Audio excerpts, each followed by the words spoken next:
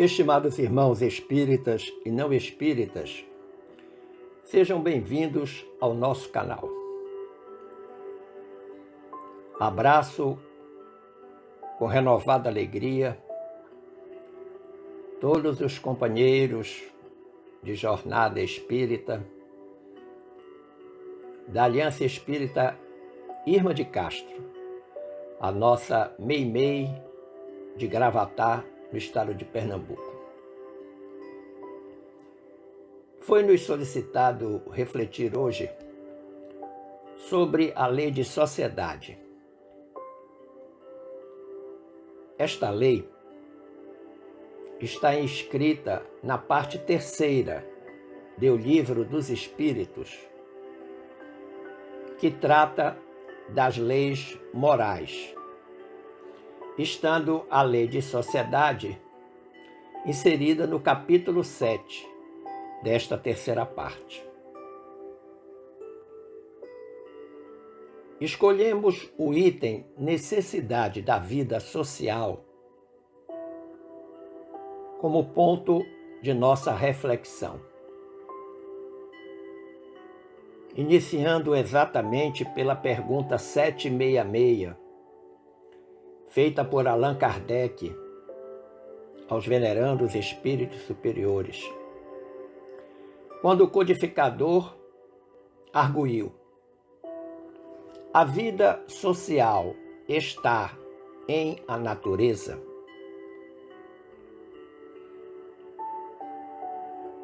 E os colaboradores responderam: certamente. Deus fez o homem para viver em sociedade. Não lhe deu inutilmente a palavra e todas as outras faculdades necessárias à vida de relação. Então a resposta já inclui uma determinação divina. Deus fez o homem para viver em sociedade. É uma determinação divina.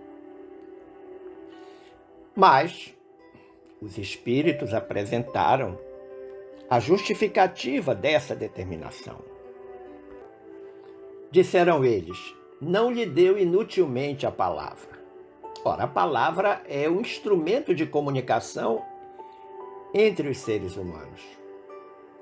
E disseram mais ainda: e todas as outras faculdades necessárias à vida de relação.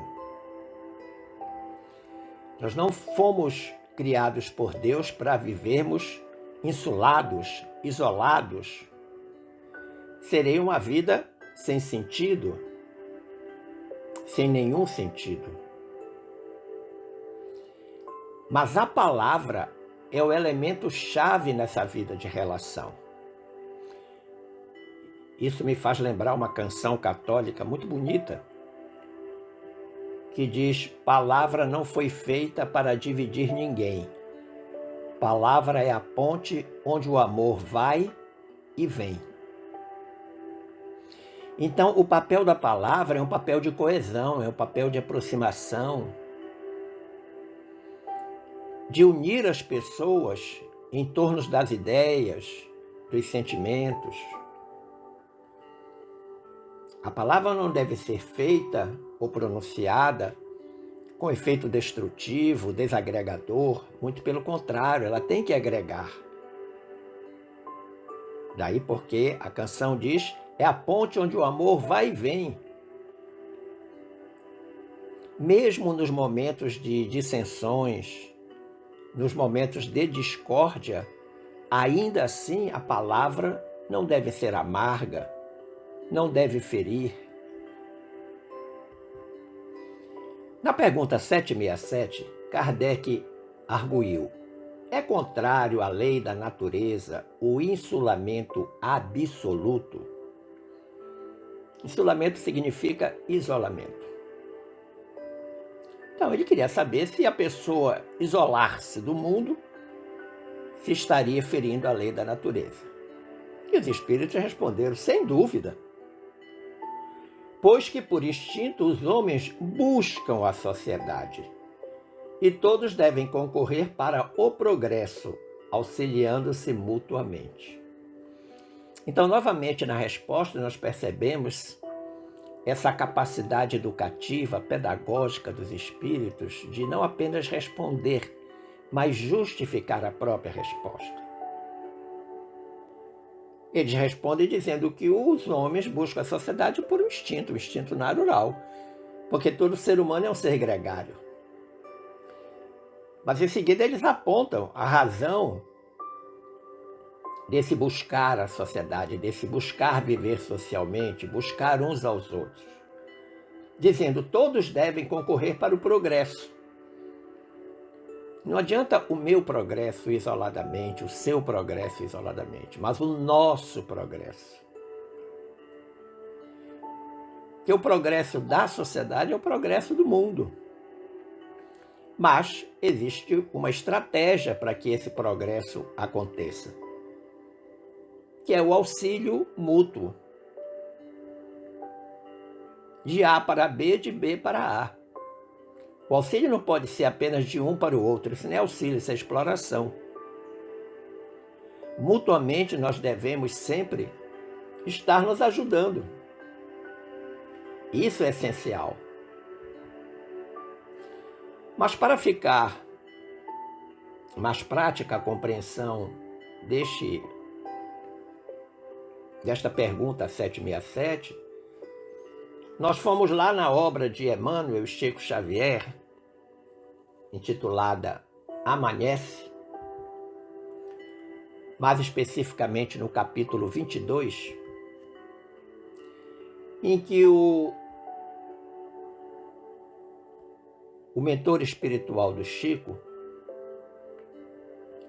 fez uma abordagem preciosa sobre esta questão da relação da vida em sociedade. Ele começa dizendo: a sabedoria da criação entreteceu o caminho evolutivo de tal modo que não avançaremos adiante uns sem os outros. Condição sine qua non para o progresso: estarmos juntos, estarmos em sociedade. Isolados, não iremos adiante. Por uma razão simples: nós nos realizamos no outro, no próximo. Seja o próximo a esposa, o pai, a mãe, o filho, o colega de trabalho, o companheiro de casa espírita, nós nos realizamos no próximo. Sem o próximo... Aí eu creio que Vinícius de Moraes deve ter pensado nisso, ou ter sido inspirado por bons espíritos para escrever: é impossível ser feliz sozinho. Em seguida, Emmanuel diz: a vida, porém, é comparável à máquina, cujo funcionamento harmonioso depende do ajuste das peças que a constituem. E as peças, em qualquer máquina, são diversificadas entre si.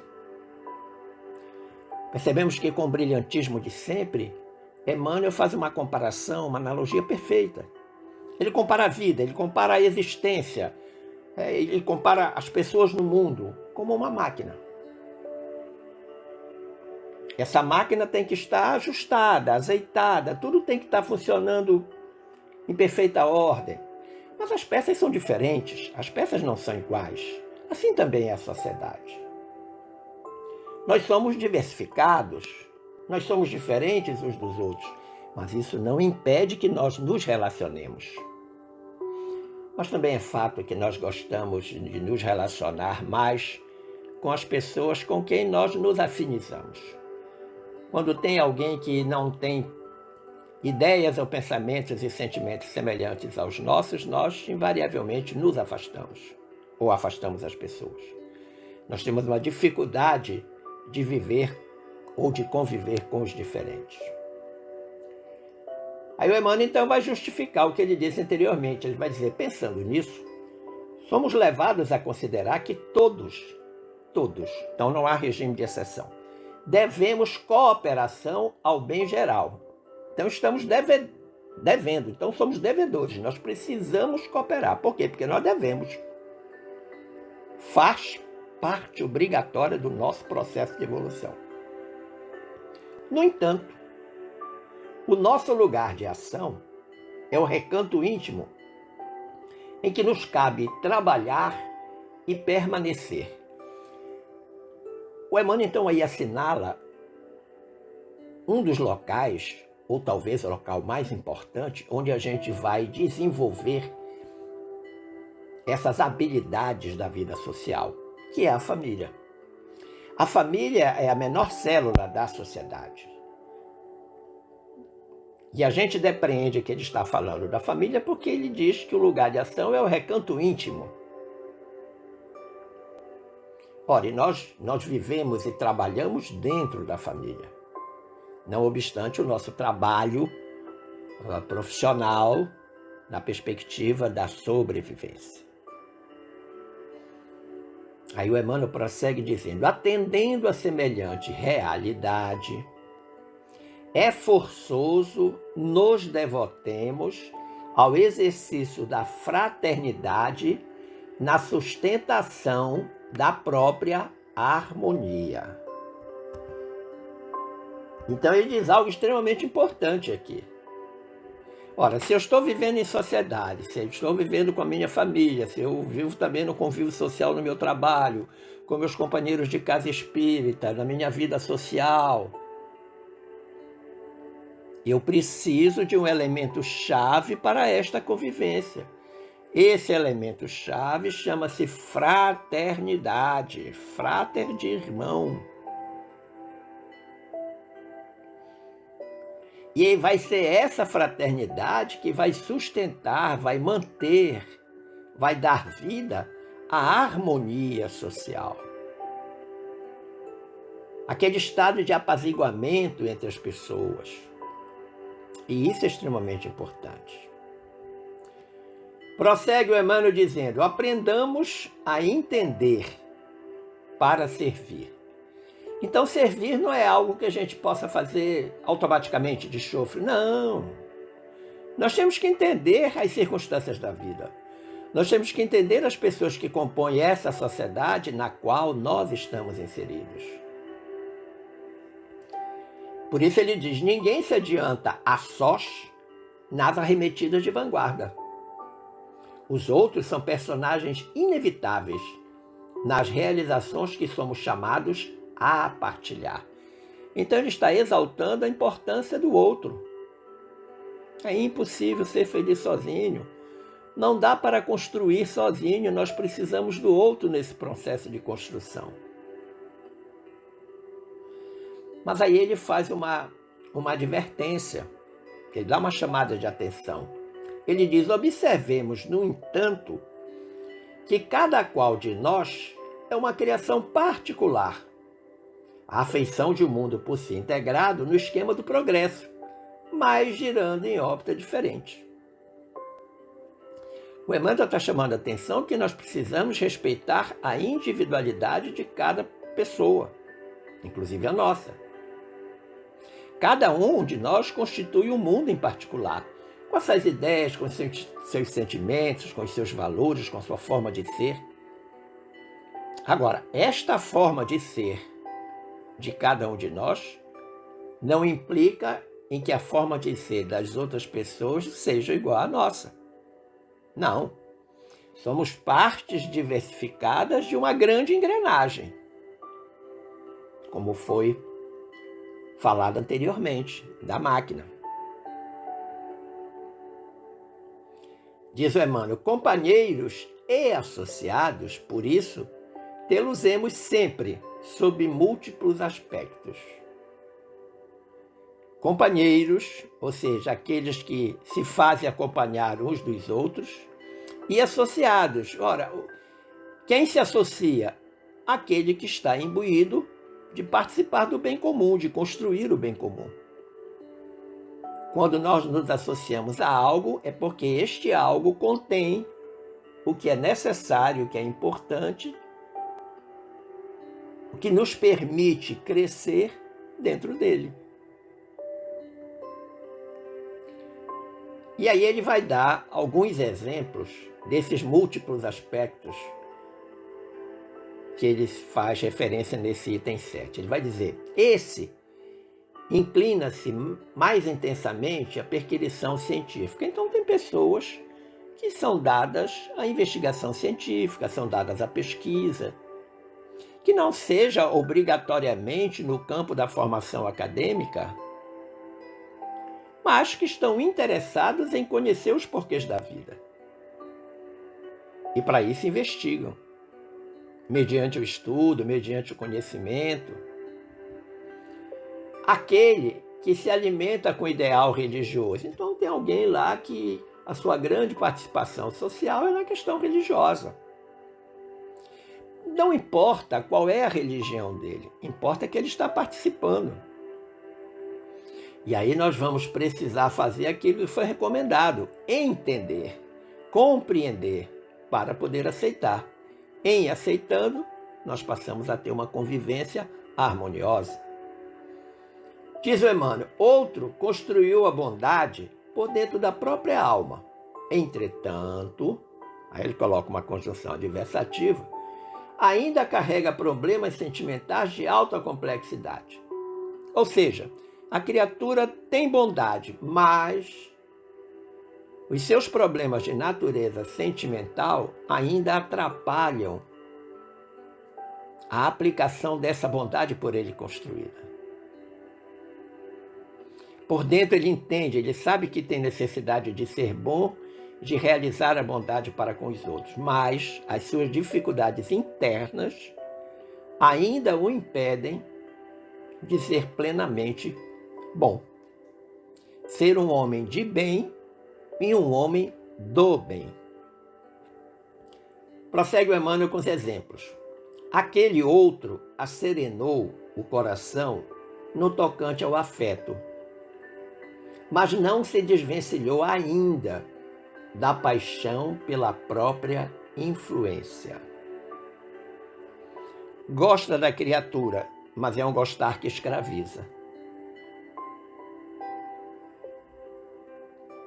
Muitas vezes nós amamos numa perspectiva egoísta. Nós amamos de um jeito próprio, que nos é próprio, sem dúvida, mas escravizamos o outro com o nosso amor. Seja o pai, a mãe, o filho, a esposa, o amigo, o companheiro de casa espírita.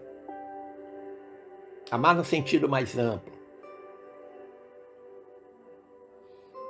E aí o Emmanuel diz: todos, contudo, são indispensáveis ao nosso processo de aperfeiçoamento.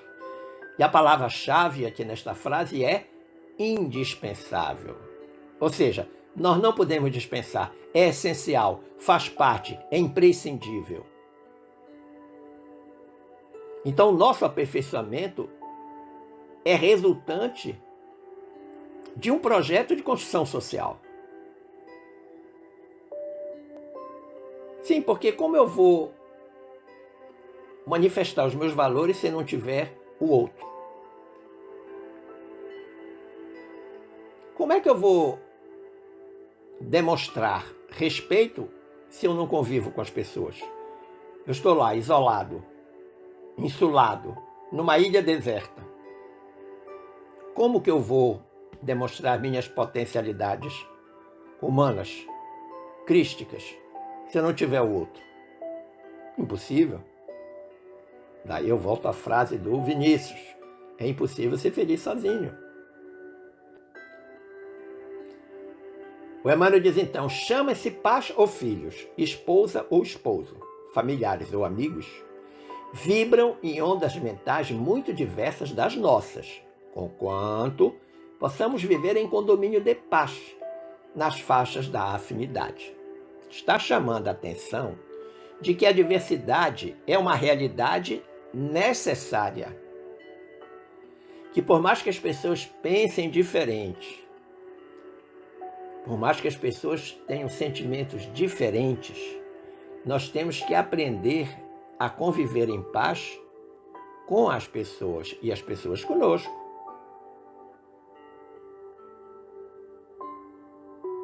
No exercício da vida social, a palavra conta muito, razão pela qual é uma das primeiras colocações na na resposta a Salve Melhor Juiz 766, da pergunta 766. Aí o Emmanuel diz, auxilia aos associados de experiência no mundo, aos teus amigos, aos teus afetos, aos que convivem contigo, sem violentar-lhes a formação. Aquela ideia que muitas vezes a gente tem de impor aos outros um estilo de vida, uma forma de pensar, que as pessoas se alinhem ao que nós pensamos, ao que nós fazemos, concordem conosco em tudo. Isso não é amizade, isso é tirania. Não percas tempo exigindo aos seres amados demonstrações e valores que ainda não te podem oferecer. Isso é muito comum. Nós queremos que as pessoas deem o que nós esperamos delas. E às vezes elas não têm para dar. E agora? Nossa obrigação moral, ajudá-las a conquistar o que lhes falta. Você entende que um determinado valor da criatura que você gostaria que ela demonstrasse ainda não está presente nela. Você vai abandoná-la? Você vai se afastar dela? Você vai excluí-la do seu convívio social? Não. A obrigação cristã, o que Jesus nos ensinou, foi que nós devemos ajudá-la a conquistar esse valor que ainda lhe falta. Não pode ser diferente. Qualquer coisa diferente disso é egoísmo. Estaremos a pensar somente em nós. Emmanuel vai então colocar uma trilogia. Trabalha, serve e segue adiante. Trabalha, serve e segue adiante. Segue adiante, progride, vai em frente, evolui. Mas há uma condição essencial. Mantendo a consciência tranquila. O que é consciência tranquila? É uma consciência em paz. É quando nós nos perguntamos a nós mesmos se tem algo que deixamos de fazer, se ofendemos alguém, se fomos omissos. E a consciência nos diz que não, você fez a sua parte certa. Então isso é consciência tranquila. E o Emmanuel diz, poderás claramente conseguir semelhante realização, desde que prossigas estrada fora, respeitando a todos, mas, conjunção adversativa, amparando-te em Deus. Olha que interessante.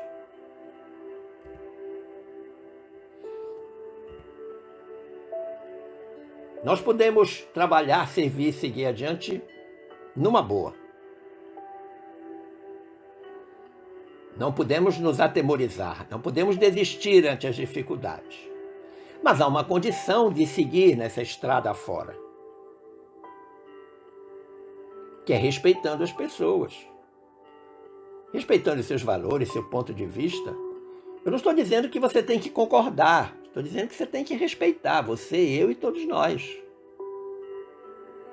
Agora, esse respeitar vai ficar muito mais fácil se nós estivermos alinhados com Deus. Estivermos por Deus sendo amparados. Entende por que essa nossa aproximação do cumprimento da lei divina é fundamental? Porque isso é um fator extremamente importante como forma de amparo divino a todos nós. Na pergunta 768 da Lei de Sociedade, Allan Kardec arguiu: procurando a sociedade, não fará o homem mais do que obedecer a um sentimento pessoal? E aí ele colocou a dúvida para os espíritos. Ou há nesse sentimento algum providencial objetivo de ordem mais geral?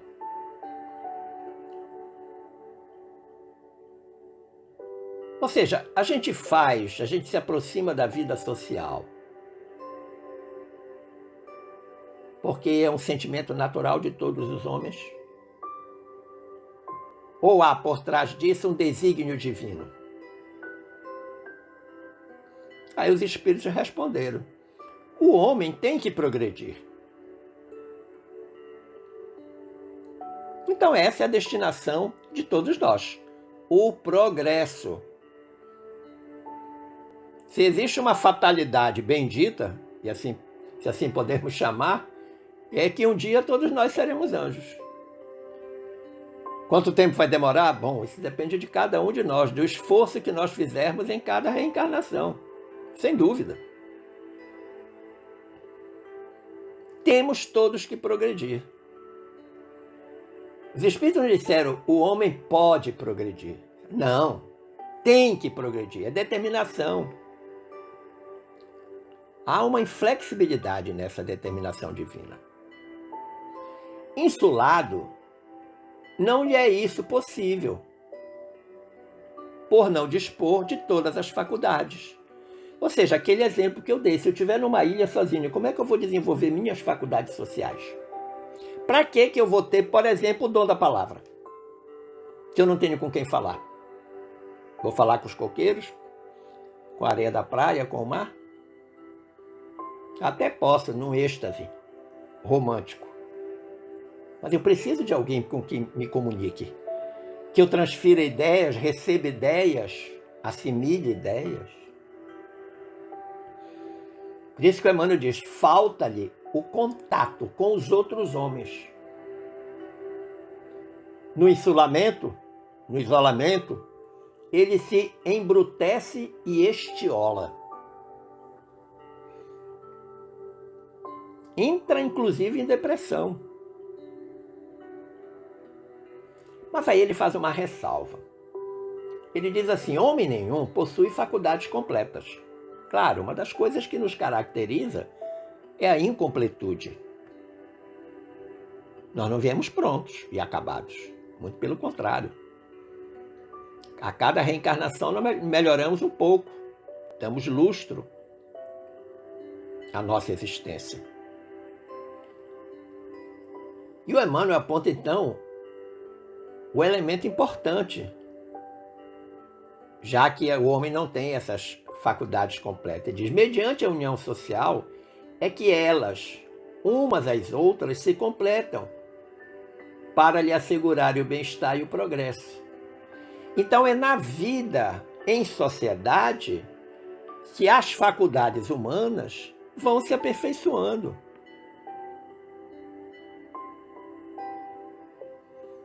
E aí ele arremata, que pode até dizer de uma forma repetitiva, mas ele insiste na questão. Por isso é que, precisando uns dos outros, os homens foram feitos para viver em sociedade, não insulados.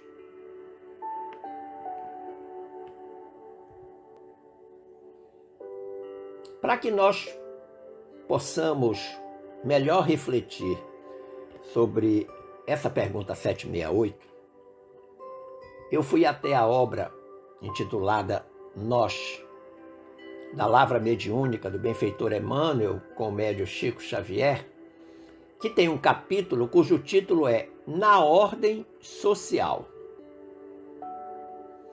E nós vamos encontrar dentro deste capítulo manifestações de Emmanuel que apontam exatamente para a importância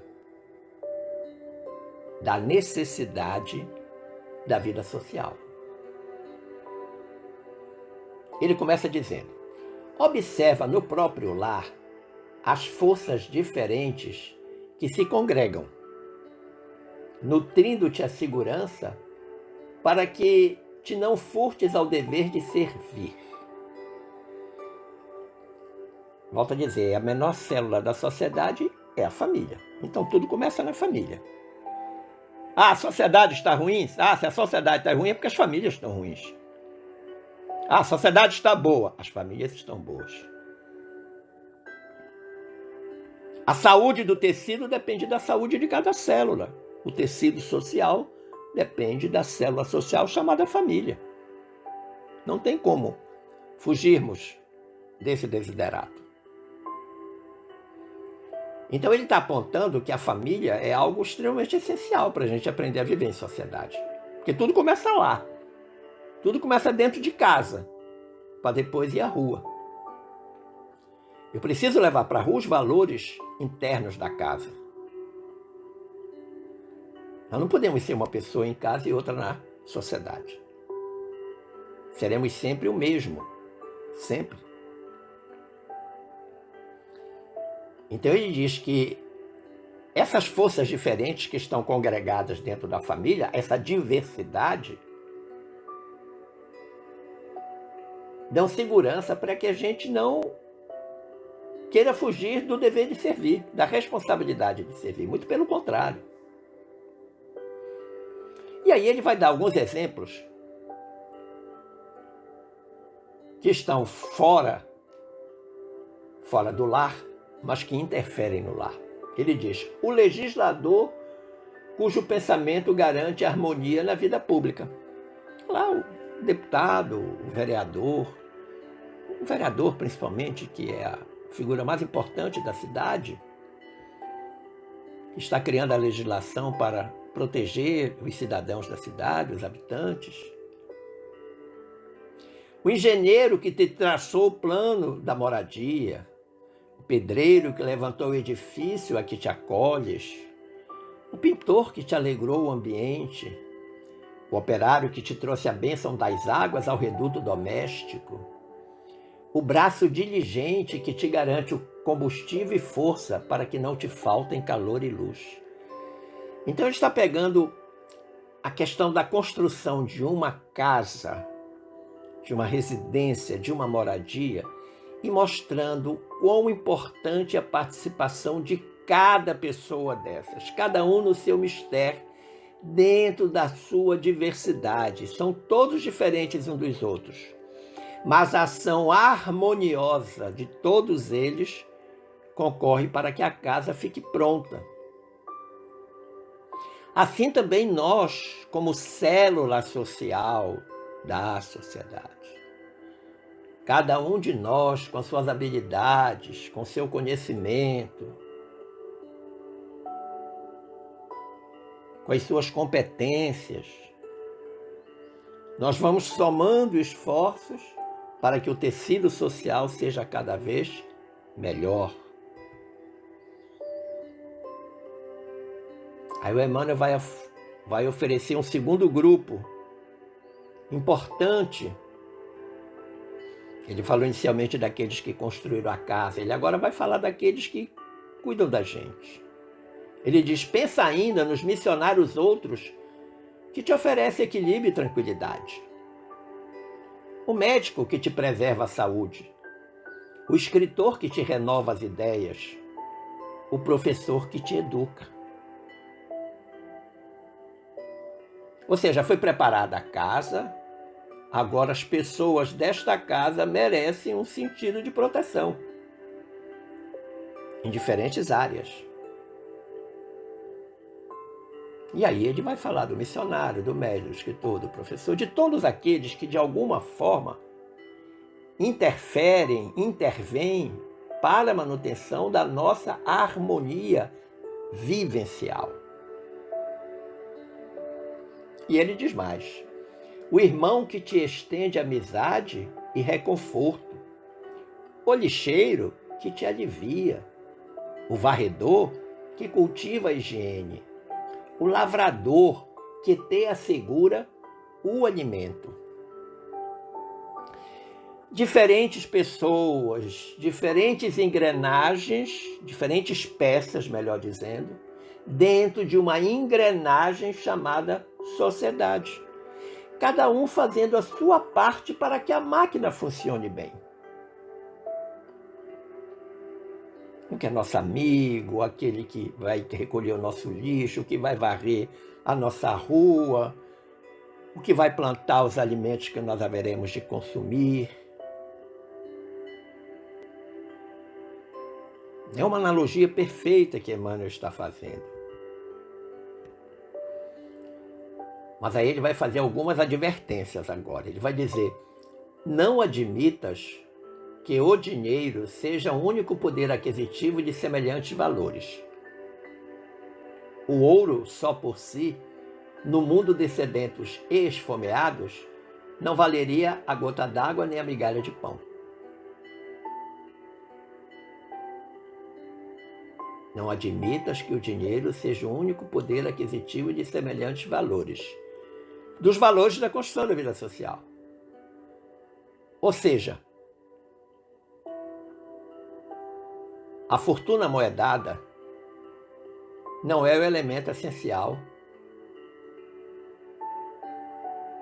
na vida social.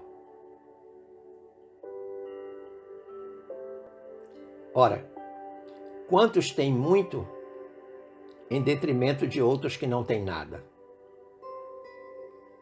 E que na sociedade, geralmente é a maioria, os deserdados da vida. Para que serve, então, a riqueza que nos foi dada? Não apenas a riqueza pecuniária, mas a riqueza do entendimento, do conhecimento, da sabedoria, da profissão que nós temos, a riqueza física, da integridade de todas as nossas dimensões físicas.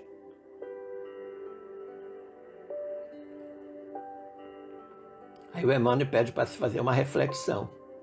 Ele diz: reflete na interdependência que nos rege todas as fases da vida e aprende a valorizar teus minutos na extensão do bem. Ele está falando de interdependência, que significa dizer que um depende do outro. Que uma coisa depende de outra coisa. E na nossa vida foi sempre assim. Nós, bebezinhos, dependemos do pai e da mãe. Trocar a fralda, dar de comer, dar banho, botar para dormir. À medida que fomos crescendo, fomos ganhando independência em relação a essas coisas que caracterizaram a primeira infância. Mas continuamos a ter necessidades que continuava e continua a ser atendidas no processo de interação social. Aí nós chegamos à escola, precisamos da professora, da merendeira, do porteiro do colégio, do manobrista, do zelador da escola.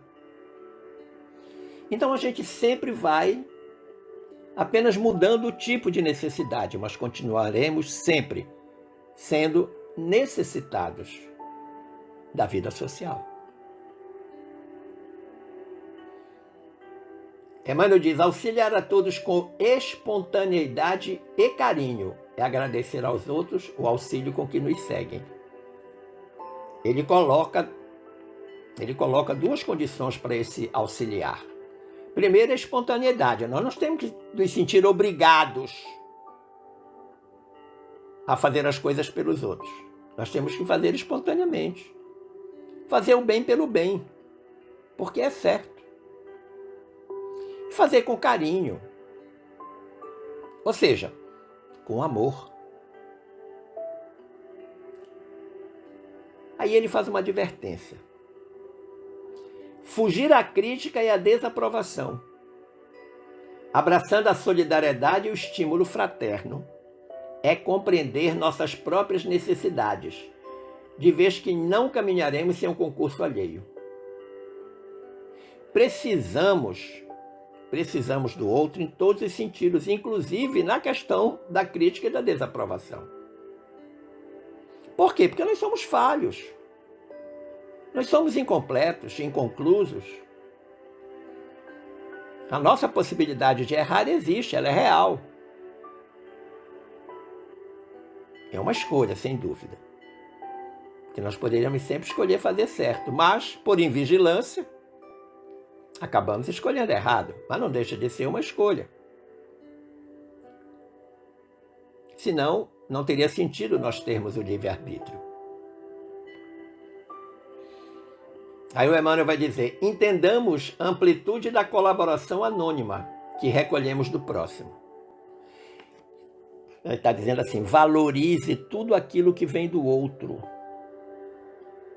Valorize tudo aquilo, não interessa o tamanho, a cor, o odor, a hora, valorize. Nós temos, às vezes, o hábito de quantificar a ajuda que recebemos. Aí acabamos tendo ajuda pequena, média e grande, como tamanho de roupa. E ele diz, e oferecendo ao próximo o melhor de nós mesmos, estaremos com Cristo, nosso Mestre e Senhor, que no sacrifício supremo nos ensinou a alcançar a suprema vitória. De novo, a questão da aproximação da divindade. Jesus, aproximação de Deus. Olhar a vida de Jesus, principalmente o final da sua vida, nos ensina muito. O sacrifício supremo, ou o supremo sacrifício a que ele se entregou, ensinando-nos para nós o valor do sofrimento, da resignação. Mesmo abandonado pelos amigos em determinado momento, ele não deixou de ser amigo deles. Tanto que quando ele ressurge, ele vai ao colégio apostólico, que o tinha abandonado, um traiu, um negou, 9 correram, só um ficou, foi João. Diga-se de passagem, o único que morreu de morte natural. O único dos evangelistas que morreu de morte natural foi João, o que ficou. E o que é que Jesus faz? Eles todos trancados numa casa com medo, Jesus aparece para ele e diz, a paz esteja convosco. Aqueles elementos era a sociedade dele, de Jesus. Era a sociedade que ele vivia, a sociedade mais íntima, era a família dele. E em que pese a ingratidão, em que pese a posição de muitos naquela circunstância que Jesus atravessou, Jesus continuou a querê-los e respeitá-los.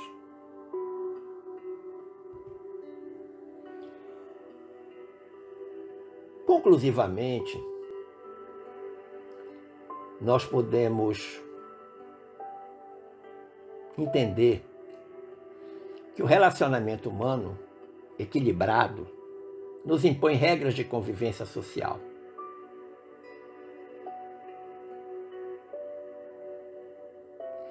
E essas regras da convivência social, elas devem suscitar em nós, fazer desabrochar em nós, valores morais.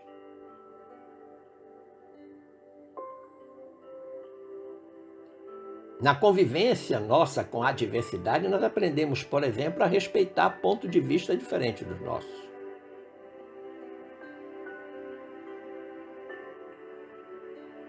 E aí, para justificar esta conclusão, eu fui lá no capítulo 39 da obra Roteiro, também de Emmanuel e Chico Xavier, em que o benfeitor espiritual diz, o mundo, por mais áspero, representará para o nosso espírito a escola de perfeição, cujos instrumentos corretivos bendiremos um dia.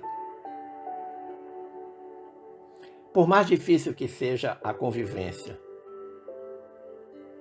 por maiores que sejam as dificuldades, a forma de nós nos relacionarmos com elas, a nossa capacidade de resignação, a nossa determinação no enfrentamento, a nossa compreensão do seu efeito pedagógico, um dia nós vamos bendizer a tudo isso, se soubermos enfrentar estas dificuldades no rumo da perfeição.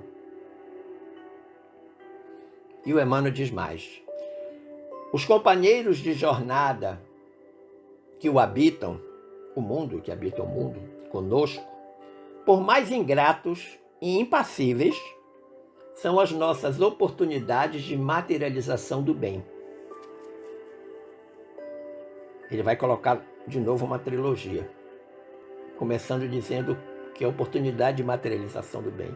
Então, mesmo que este amigo, este familiar, este parente seja ingrato, seja impassível. Ele representa uma grande oportunidade. Lá na escola de perfeição, que o Emmanuel fala anteriormente. Oportunidade de materialização do bem, recurso de nossa melhoria e de nossa redenção. Então essas criaturas que muitas vezes atropelam a nossa existência, elas estão exatamente ali para isso, para tirar de nós a melhor parte. Daí porque nós não podemos viver insulados, precisamos viver socialmente. E ele diz, e que bem aproveitados por nosso esforço, podem transformar-nos em heróis. Nós acabamos, então, melhorando substancialmente. E ele diz ainda, não há medida para o homem fora da sociedade em que ele vive. Se nós vivermos insulados, nós perdemos a razão da existência.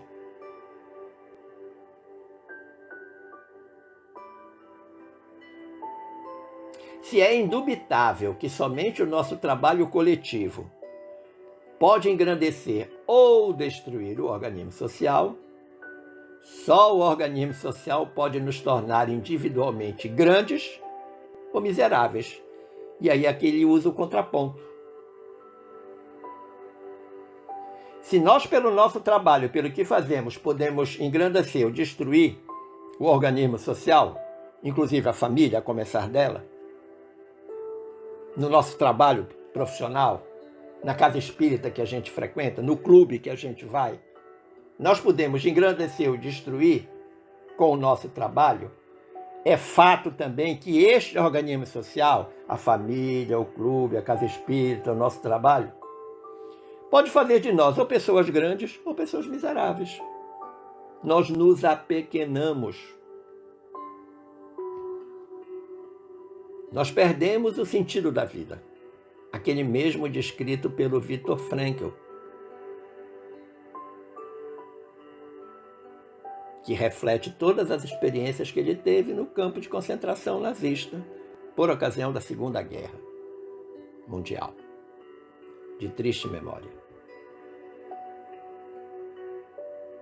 Nós precisamos da vida em sociedade. Nós precisamos nos relacionar uns com os outros. Agora é fato que este relacionamento precisa ser bem trabalhado. Precisa de valores morais absolutamente superiores.